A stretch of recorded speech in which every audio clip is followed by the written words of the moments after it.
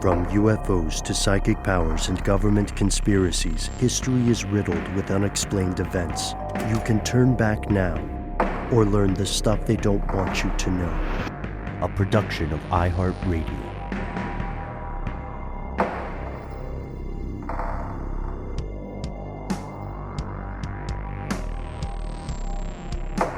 Hello, welcome back to the show. My name is Matt. Our colleague Noel is not with us today, but he will be back soon. And sends his regards. They call me Ben. We're joined, as always, with our super producer, Alexis, codename Doc Holliday Jackson. Most importantly, you are here. And that makes this the stuff they don't want you to know. It is Thursday as you are hearing this. And if you are hearing this, then you, fellow conspiracy realists, are joining us for our favorite segment, which is when we share your stories with you. This is the most important part of the show in many ways, because as you know, Matt and I, when we started this, we were fairly convinced, not without reason, that we would get fired the day our first video went to air. So nobody tell our bosses that we're still around, right? Yeah. We can get away with that? Yeah. Okay, so it's weird, Ben. I don't know if you can sense that. I feel like somewhere in some part of the world, I'm hearing candles being blown out. It's really weird. I don't know if you can hear that. I don't know. It's strange. Yeah, no. Well, I'm microdosing, so I thought it was me, but it's fine. Everything's fine. Big Candle doesn't run us, but Matt, you recall earlier this week in our Strange News segment, you and I were foreshadowing a bit with conversations about rodents and the unknown ways in which they interact. I believe we were specifically talking about the very strange threshold of rat poop in cereal, which is a thing. Which I think more people should know about. And it also is one of our reactions previously this week was to accuse big companies of being in the pocket of big rodent. And that's something that has been on our minds collectively quite recently, because our first piece of listener mail today comes from a fellow conspiracy realist who wishes to be identified as the naked mole rat, and NMR for short. It appears you have chosen violence today, my friend. You have some accusations, and in the interest of transparency, as we are against censorship, we wanted to read your letter to your fellow listeners. So here we go. Now, I don't know if this is the one that gets us in hot water, Matt, but let's see. Dear stuff they don't want you to know. I hate to be that guy writing just to point out mistakes, but recently you made a rather glaring error, and I think it would be best to get in front of the inevitable backlash. Ben described the guinea pig as the most "why are you even here" animal. I almost spat out my coffee when I heard that. Fortunately, by the time I brewed a pot, I'd pulled myself together. I'm writing now to set the record straight. And Naked Mole Rat does so. Matt, do you want to take this next part? Oh, sure. The guinea pig, your listeners should know, occupies an important ecological niche. Namely, it serves as a reference for scale in photographs of the capybara, the world's largest rodent, and true holder of the title, the most "why are you even here" animal. Without the guinea pig, you might look at a picture of a capybara and say, I guess it's pretty big, or I don't know, I can't really tell how big that is. I wish there was a much more familiar yet smaller animal in this frame with the capybara, maybe sitting on its back, so I could get a better sense of its size. You've never had to say that, all thanks to the hard work of the humble guinea pig. All right, we're doing voices. We're doing voices, Naked Mole Rat. And I hope there's you like more. this. And there's more. The guinea pig also serves as a prop in pictures of capybara dressed in costumes see attached. They perform as the straight man in capybara gags, see link to video capybara farts on guinea pig's head. And they can also convincingly portray the main capybara in movies when they flash back to when it was a little kid. I couldn't find any examples, but come on. Who else would you cast? Anyway, I think it goes without saying the capybara was meant to go extinct when all the other cartoonishly large versions of modern animals died off. Scientists believe the capybara was unaware of its own size and thus survived. The theory makes sense. After all, back then it had nothing to reference for scale. Oh, okay. No, wait. These are good notes.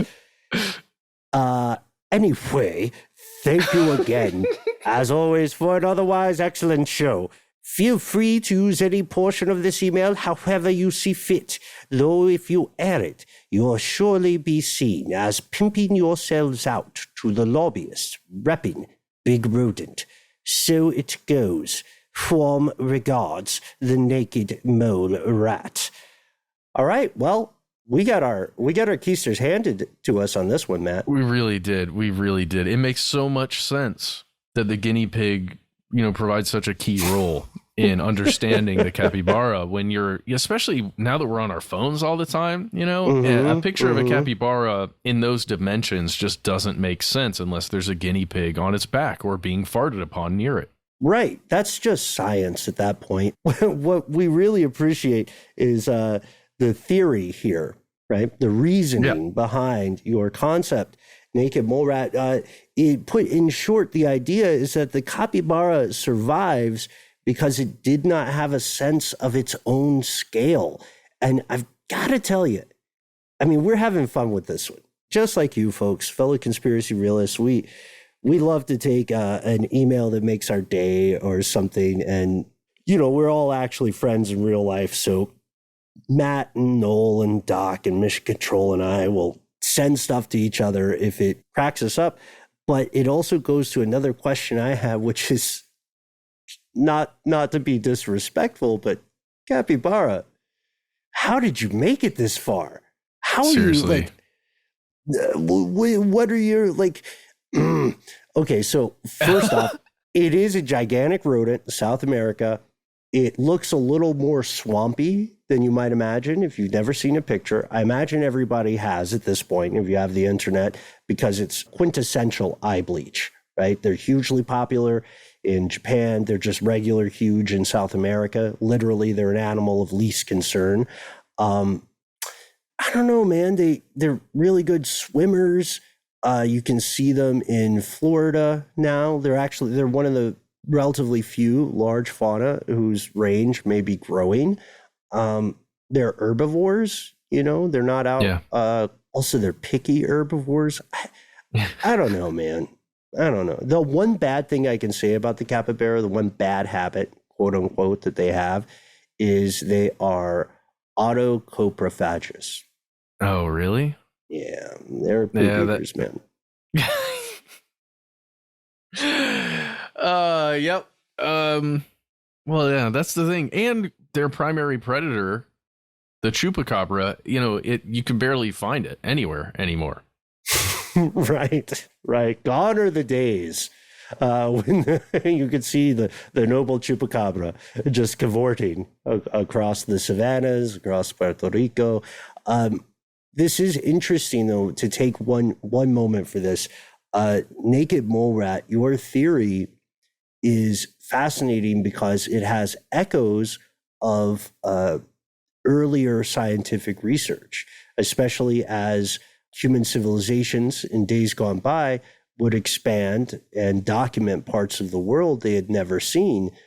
The idea that guinea pigs exist to give the capybara a sense of scale is although it sounds like we're all joking right now, and obviously naked mole rat, not to diminish your theory in any way, it's not too far from a lot of the previous theories that early naturalists would have about the world. We live in a civilization founded on discovery and no dumb questions, right? Like I always think of elephant skulls, which are the origin of the Cyclops myths. I can't blame people for looking at the skull of an elephant and saying, I don't know, it looks like an eye. Yeah, I remember that. That's a really creepy thing to think about. Seeing it and imagining the monster that this skull once belonged to. Yikes. Mm-hmm. Yeah. Dude, I don't know what else to say here. I think Naked Mole Rat really just like took us to task, was right, and we just have to say, look, personally, I'm sorry. I didn't understand. Ooh. Apologies and gratitude. Thank you, Naked Mole Rat, for bringing the real issues to bear here and helping you and me and hopefully all of us listening realize that there's a lot out there to learn. And with that, in the spirit of exploration, we're going to pause for a word from our sponsors and return with more messages from you.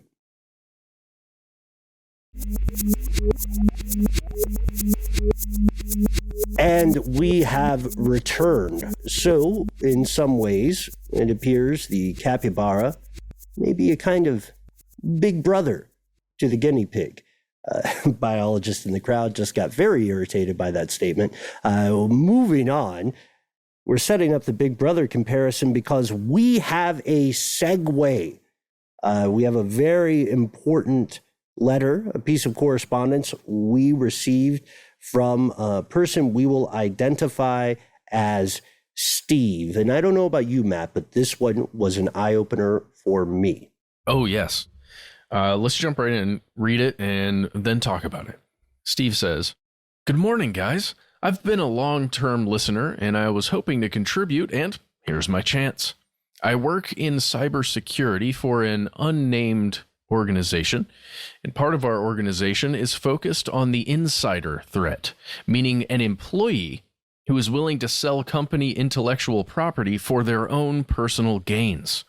A simple example of IP loss would be the Colonel's 11 secret herbs or the recipe for Coca-Cola, both of which we know are highly protected, right? True. This is off email.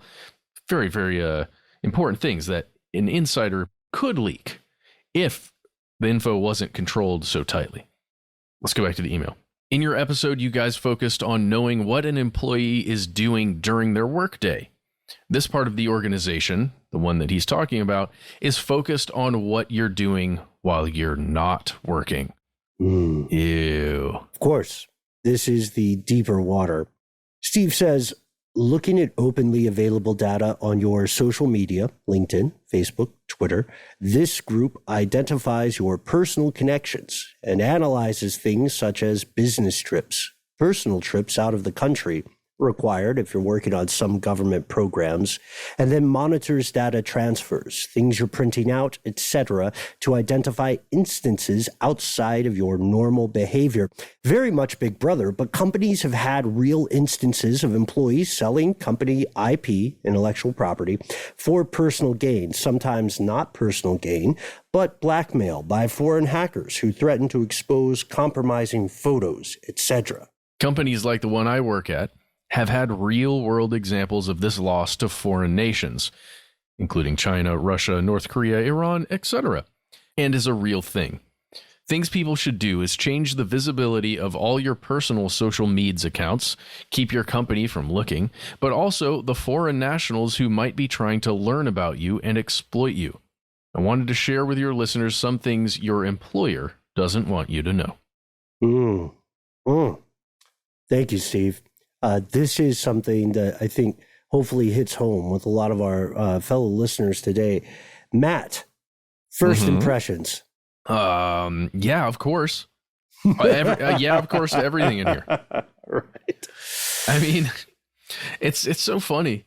I don't want to make this about me, Ben, but I choose to not be super engaged in social media for this reason. Not for an employee, but for closer to that last paragraph in Steve's email, where anybody that wishes to have anything on you, right? Any kind of leverage, any kind of just personal information on you or someone that you're an acquaintance with or even a very good friend with, they can use your social media. in so many ways, especially photographs and videos, which have become the most popular social media out there. Mm-hmm. Yeah, that's true. And you know my long-standing idea on the, I want to be careful how I say this, on the push to make short-form, unresearched media the dominant little consumption piece of the day, right? I feel like I can be sometimes called a Luddite for those concerns, but I share them. You know, the issue there is that a small piece of video that is catchy is something that is very easy to say yes to.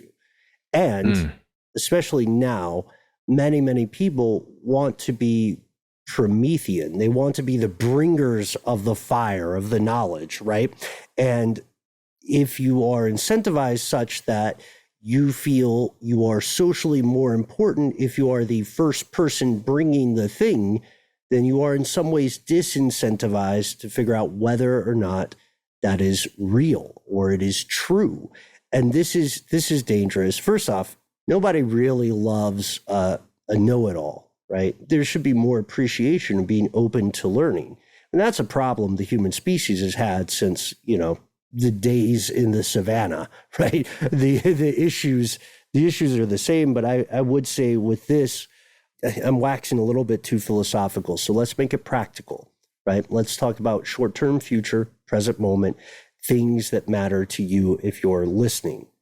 You must reasonably assume that any tool at your employer's disposal to monitor you legally will be used or could reasonably be used. That doesn't mean that the employer in question is necessarily malevolent. It means that they are not stupid. Because, think about it, if you had that level of potential visibility, especially if you're working with hundreds of millions of dollars of stuff, or if people's lives are potentially at stake, then you have to do it. Otherwise, you're the person who was asleep at the wheel when something went wrong. And I can tell you, honestly, people get compromised over things that seem pretty small, to outside observers, but are very big in their personal lives. People aren't waking up and saying, man, I can't wait to sell the plans for this new nuclear component. I can't wait to sell that for like $25,000. Or forget it, $23,000. It's not about the money for me. It's about the fun. People don't think that way, most of them. What they're going to do is get compromised. And that's why, to me, that's a dangerous wrinkle about the prevalence of social media. The expectation that one should have it, the normalization of having a constant surveillance device like a phone on your person at all times. The West, at least, is in a situation where it now becomes suspicious not to have some sort of social media, and I don't think that's fair because there are a lot of people who just recognize the addictive nature of the dopamine rush, which is calculated, or serotonin, and any number of feedback loops that are created. I don't know. I know we might sound like crazy wingnuts railing against the erosion of privacy, but you really should be careful. It's fine to be performative on social media. It's fine to only post the good things or the funny memes or whatever, but be very careful about what can be read from those, because you may be saying more than you think. There you go. And don't get compromised. Yeah, don't get compromised. Right. Don't let Big Rodent get you. Also, it's weird because there are so many people nowadays who don't have that basic hygiene, right? Don't have the basic understanding that if you work for Conglomcore or whatever, and then you go on TikTok and you say, hey, I work for Conglomcore. Here are 8 terrible things that I know, and I've proven them. And I could have taken these to court and had a meaningful change in their behavior, but instead I wanted attention on some ephemeral social media platform, you're going to be fired. And you could try to go to court, but they'll get you. Yeah. I just don't know what else to add. Yeah. All to say, Matt is right. Speaking of anonymous stuff, we have a couple of responses already from our 2-part series on banks are buying your neighborhood. Do you remember this one, Matt? It's pretty recent for us. No. No, and I won't talk about it on social media either. No. The trick with social media is to make sure you have accounts in everything, right? Every major social media outlet, make sure you have an account. Just don't do anything with it, right? That's what I do. That's how you normalize, right? Yeah, it looks fine from afar. Mm-hmm. I'm all over social media as the strong silent type. Yeah. Okay, so yes, I do remember this series, Ben. Excellent one, horrifying one, very personal one. And it wasn't just personal to us, it was personal to many of you, especially you, Stephanie, because you wrote to us and you told us about it. Yes. Stephanie says, hello all. I've been meaning to write in, and the recent talk of businesses buying up housing finally got me to sit down and do it. Matt, you and I hear this line pretty often. I always read or hear someone saying, hey, I've listened a long time. This insert here is what finally moved me to contact you. And if you are listening and you ever hear something like that, then don't hesitate. Take a page from Stephanie's book. You are why this show exists. So Stephanie says, I'm from Waco, Texas, which could be a conspiracy podcast all its own, but it has always been a mid-sized city on the lower income spectrum, a place you stopped at to pee on your way from Dallas to Austin. I bought my house, says Stephanie, in 2010 for about $80,000 US. Full disclosure, it was nepotism, as my mom didn't want to continue the hassle of renting it out, which she only did because she couldn't get a buyer. Cut to today, my house is now worth $280,000. In that time, nothing major improved on the house or the land, but there was a little show that came around called Fixer Upper. And Stephanie continues, while I can appreciate that Waco is now known for something other than violence and cults, yes, we all remember Waco for that, Stephanie, and the city is now blossoming into the college town the Southern Baptists didn't want it to be. That's really funny. There is a downside for the residents who can't compete with people and businesses coming in, often from out of state, and buying up houses sight unseen for the asking price or more, especially when incomes in the city haven't kept up with its growth.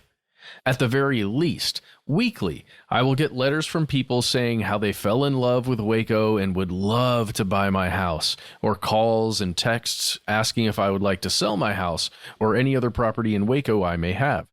Insider did a great write-up on how the fixer-upper effect has impacted locals and the city as a whole, and she links to the article there. Yeah, and this is a great article. Thank you for sending, Stephanie. It is by Samantha Grendel.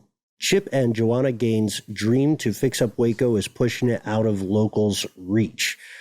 So the idea is just the visibility of a national show like this has driven up prices and reduced availability.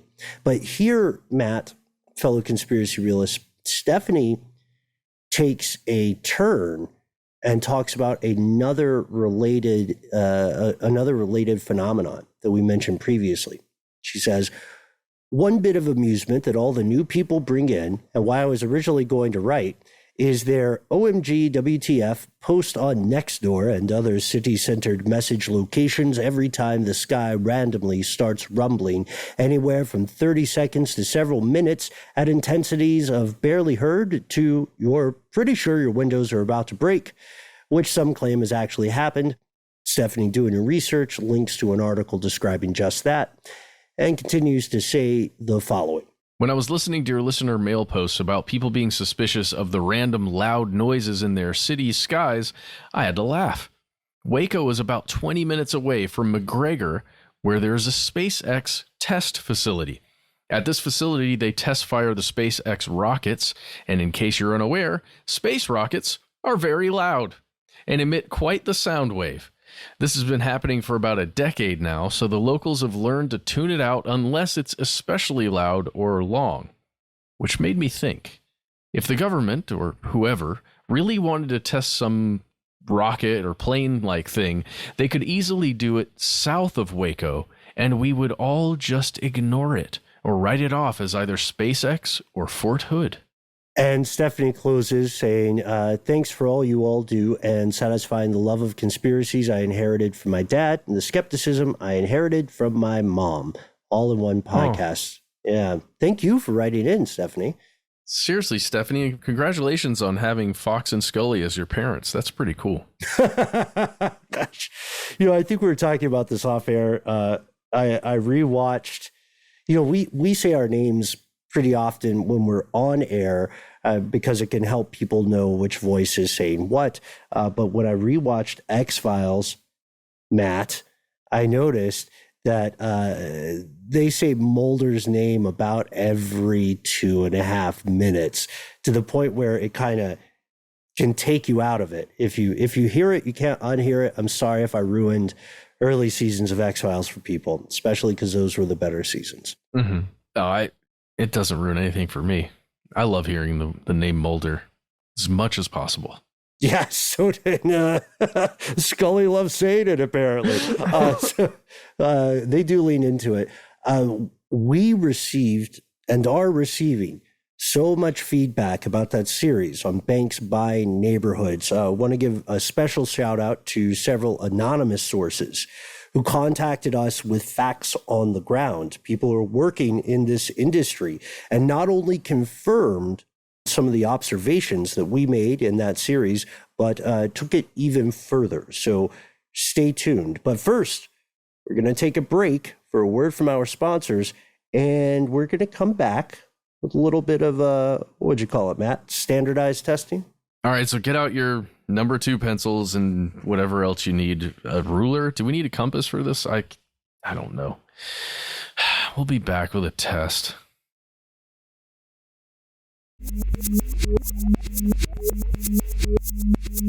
And we've returned.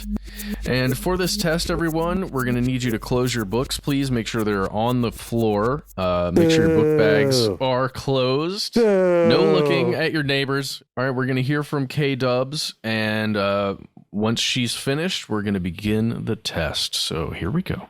Hey, guys. I'm going to give myself the nickname K-Dubs. Yesterday, I listened to your episode about the hazards of standardized testing. I'm also somebody who's trying to get a new job in the technology field. I went and applied for an entry-level job, no specific certifications required or anything like that. And they called me back. The phone interview went fine and dandy with the HR person. After HR, they were like, here, we're going to send you a link to do these online tests. They are effectively job application standardized tests. I was not contacted that I didn't get the job until I poked them again about, hey, I haven't heard from you, and I believed I would. So yesterday I listened to your episode. Then today when I got the email that I was officially rejected on the grounds of having lower test scores than other candidates. Oh, boy, howdy, I'm still feeling very negative about it, and that's putting it politely. So just for any technology job out there, don't say you believe in diversity. If you're going to have a standardized test that you have for all applicants, that you then reject people based only on the test score and not actually talking to them. So I have a lot of negativity towards this sort of thing. I was the student who had the accommodations in the IEP in school, including longer to take, standardized tests, and generally I can pass them. All right, there you go. Thanks for a great show, guys. Bye. Wow. Ooh. All right. So as we prepare for this test, we have to consider a few things. Ben, I was not aware that standardized testing happened during job applications. I guess that's primarily because I've never changed jobs, really. I don't know how common it is, really, seriously, because we've been working kind of one job for 14, to 16 years, depending on how you judge time. I'm assuming it's a common thing for a lot of people out there. I wasn't able to find a lot of writing about it, a lot of news reporting about it. I've seen some things about aptitude testing, which seems to be something maybe different than this kind of standardized test that maybe a tech company would put out, at least the kind that K-Dubs experienced. Mm-hmm. I just want to know, do you have any experience with a standardized test for a job, or do you know anything about it? Yeah, so things are going to differ in many parts of the world, right? That's the first thing to realize. And K-Dubs, I think you're calling from the United States. So one thing that we can note, that you note, K-Dubs, is that intelligence is not directly, one's intelligence, right, or one's aptitude is not directly related to the skill set of one taking a standardized test, right? It's it is a pretty well-defined skill set, yeah? And that's why there are allowances in some educational spheres to say, hey, we know this kid knows it, let's just not rush them, right? Or something like that. A test overall, the main message of our question about the hazards of standardized testing was simply that a standardized test is based often on simply unsound assumptions, right? Like there is no definition, a workable definition of intelligence nor sentience, sapience. So how can one test for something one doesn't understand? In direct response to your question, Matt, there are jobs that do have what we consider standardized tests. For instance, any job in the trades that requires a certification, right? They're not grappling necessarily with philosophical questions. They're saying, do you know how to weld, right? Yeah. Can you work the transmission on this truck? Those, I think, are fair because they're skill oriented, right? They're knowledge and skill oriented. And that's what I wanted to bring up. We have before on our team pretty recently, I think, asked for people applying to be an editor, right? A producer and editor of audio podcasts to take, you send the same audio files to several people and you ask them to create a cut of something so you can listen back to it, right?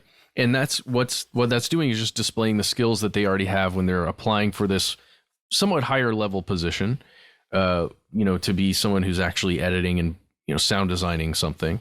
But I wouldn't give that kind of test to somebody who's just starting out, maybe coming out of college or just, an entry level position.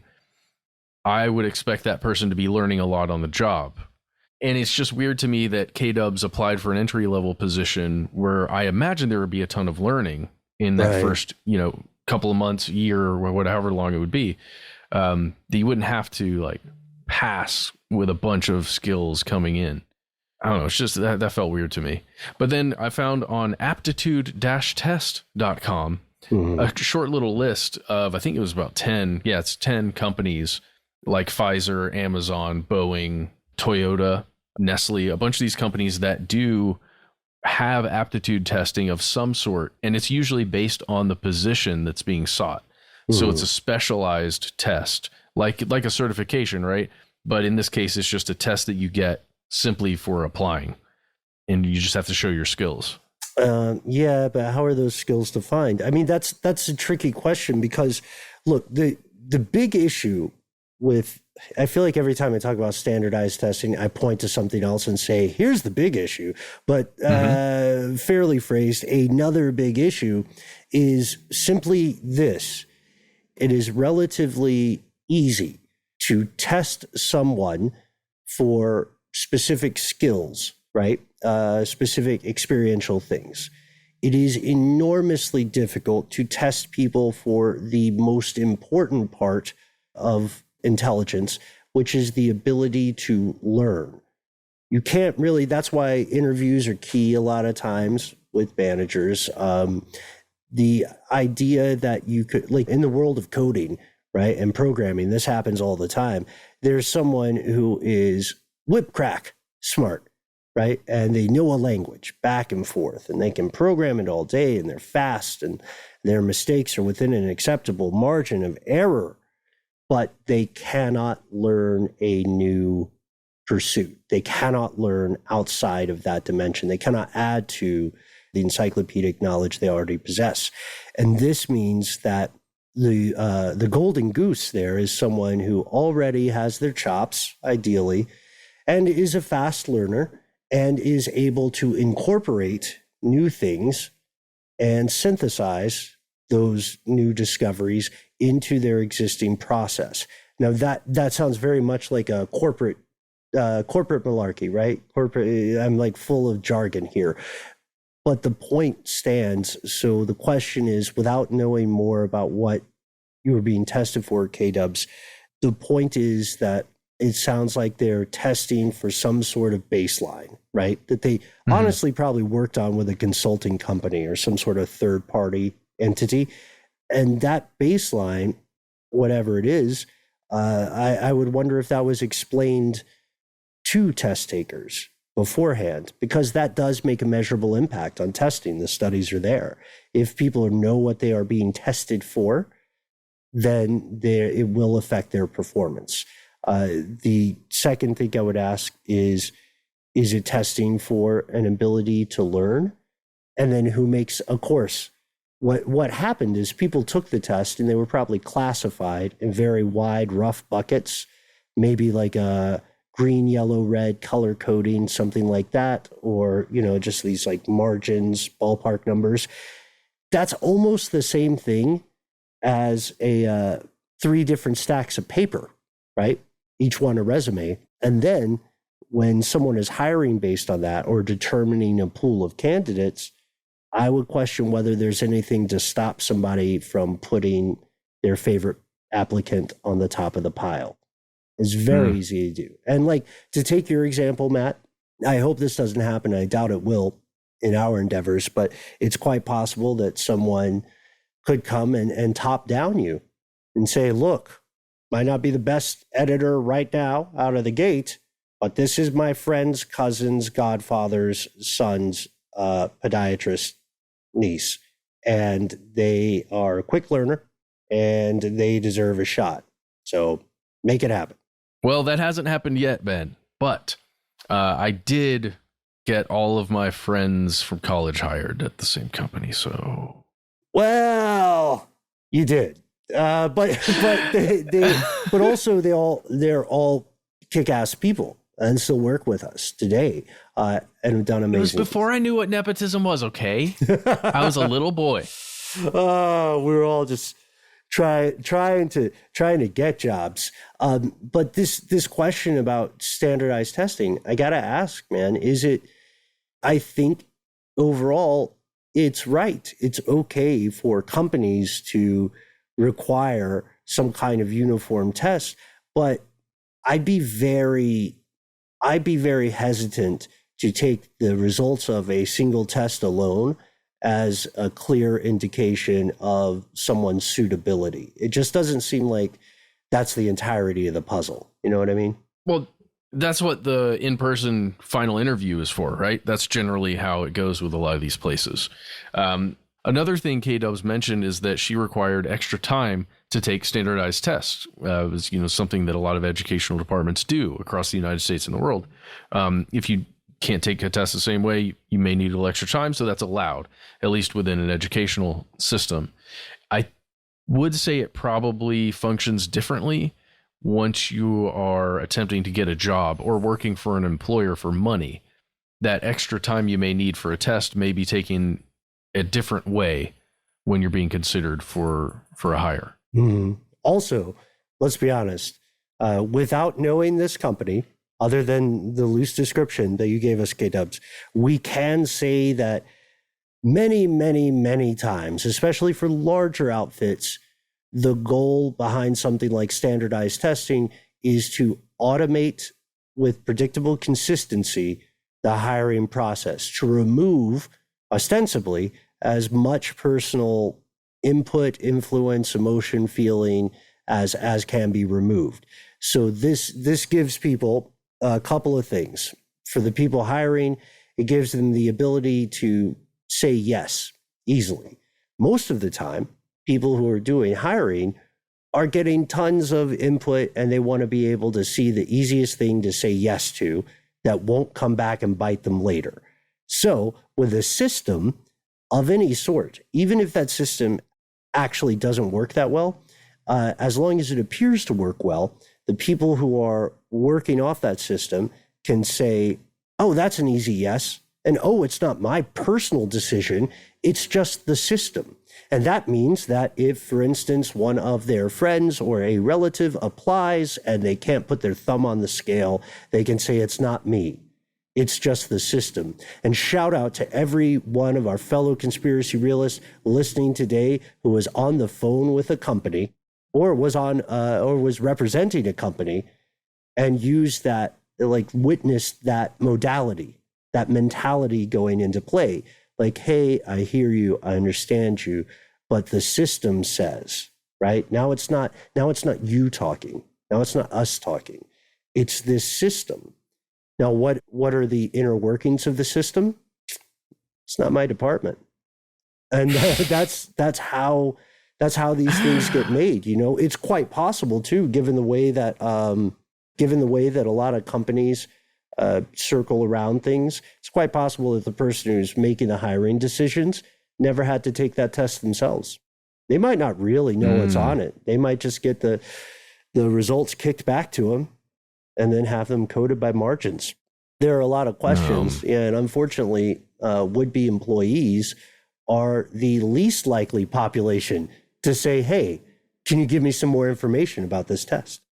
I don't think there's anything wrong with it, but I can say in sort of realpolitik terms that probably does lower your chance of getting hired in the future. So the lesson is, before you apply to any entry-level position, work another job that's easier to get, make enough money to buy the software and hardware you need to get good at the job you want to apply for. There we go.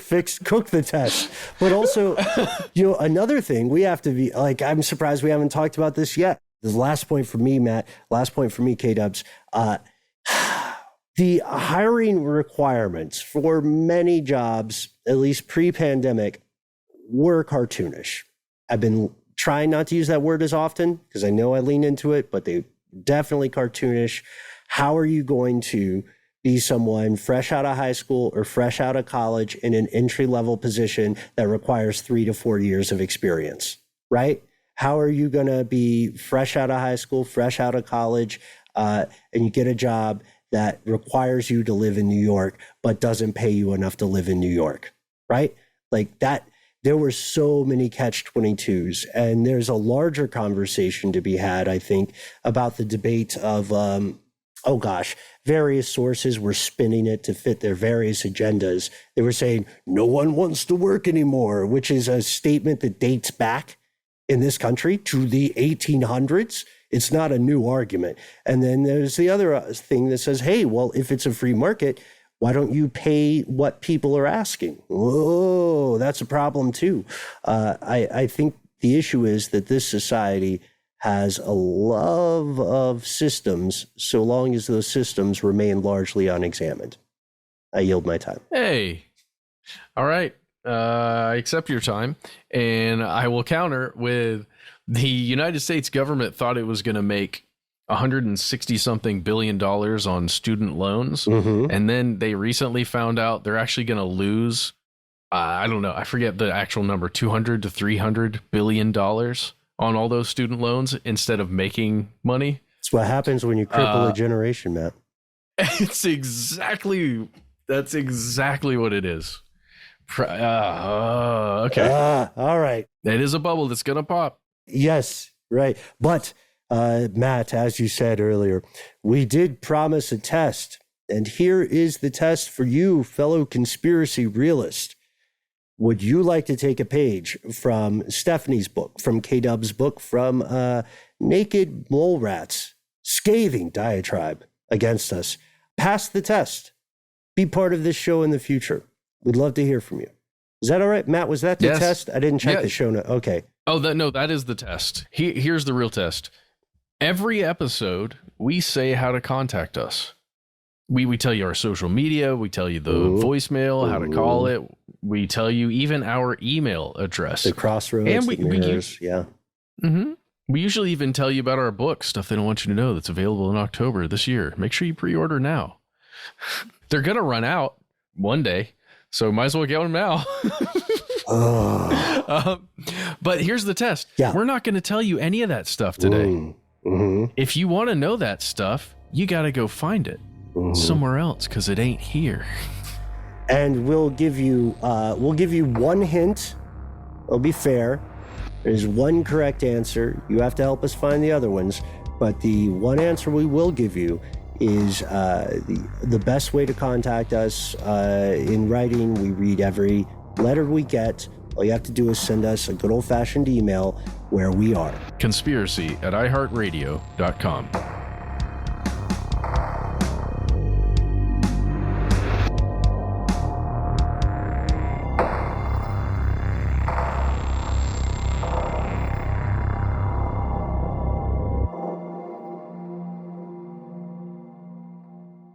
Stuff They Don't Want You to Know is a production of iHeartRadio.